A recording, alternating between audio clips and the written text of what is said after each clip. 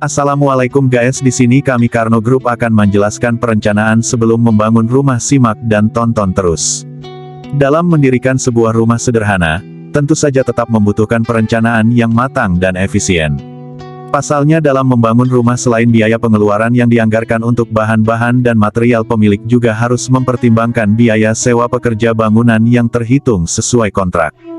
Berikut ini langkah-langkah dasar dalam menyusun perencanaan membangun rumah. Perencanaan keuangan. Hal yang paling penting untuk direncanakan pertama kali dalam membangun rumah adalah perencanaan keuangannya.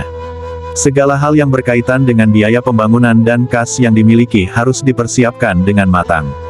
Secara sederhana, hal-hal yang harus direncanakan dan dirumuskan di dalam sebuah rancangan keuangan adalah jumlah kas yang dimiliki, dan aspek pemasukan lainnya. Pemasukan tersebut kemudian dipertimbangkan dan diseimbangkan dengan rancangan pengeluaran. Rancangan pengeluaran akan meliputi biaya bahan dan material, biaya pekerja bangunan, konsumsi, biaya legalitas dan biaya-biaya yang harus dikeluarkan lainnya. Apabila perhitungan kas yang dimiliki sudah terakumulasi secara keseluruhan dan sedetail mungkin, maka selanjutnya adalah tahap perencanaan pembangunannya. Perencanaan pembangunan. Perencanaan pembangunan meliputi beberapa aspek penting, dari jumlah perencanaan pengeluaran per harian atau bulanan, estimasi waktu pembangunan, biaya konsumsi, biaya legalitas tanah dan bangunan, desain bangunan. Setelah aspek-aspek penting tersebut termasuk hal-hal yang berkaitan dengan pembangunan seperti survei harga barang sudah dirumuskan secara matang, maka pemilik dapat mulai merencanakan bentuk jadi atau desain untuk membuat rumah sederhana. Perencanaan bangunan. Pada tahap merencanakan bangunan, hal pertama yang harus diketahui adalah luas lahan untuk bangunan.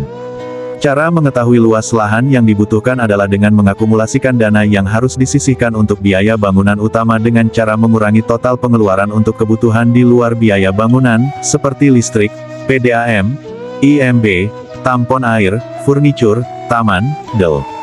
Total biaya di luar kebutuhan tersebut kemudian disisihkan 80%-nya untuk biaya bangunan utama dan 20%-nya untuk alokasi dana darurat atau pembengkakan biaya. Alokasi dana sebenarnya dapat menyesuaikan tergantung tingkat efisien pengerjaan pembangunan rumah sesuai perencanaan. Apabila perencanaan dibuat sangat matang, maka tidak menutup kemungkinan biaya bangunan dapat dialokasikan hingga 90%. Sedangkan untuk pengerjaan pas-pasan atau maka dapat disiasati dengan alokasi biaya bangunan utama sebesar 70%. Namun alokasi dana ini tentunya akan menentukan kualitas dan hasil akhir membuat rumah sederhana. Survei adalah hal penting untuk dilakukan terutama kepada orang-orang di lingkungan sekitar yang sudah pernah membangun rumah. Rencanakan pengeluaran per meter persegi bangunan dengan jangka waktunya. Informasi biaya pembangunan per meter persegi di suatu daerah dapat diketahui dengan bertanya dan survei kepada lingkungan sekitar. Setelah biaya pembangunan per meter persegi diketahui dan jumlah dana bangunan utama dari hasil akumulasi juga diketahui, maka luas lahan dapat ditentukan.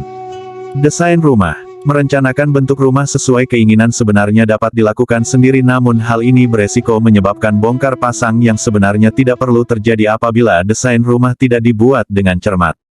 Jasa arsitek dapat digunakan pada tahap ini untuk mengurangi resiko pemborosan pengeluaran karena kesalahan desain, sehingga alokasi dana untuk desain arsitek juga perlu dipertimbangkan.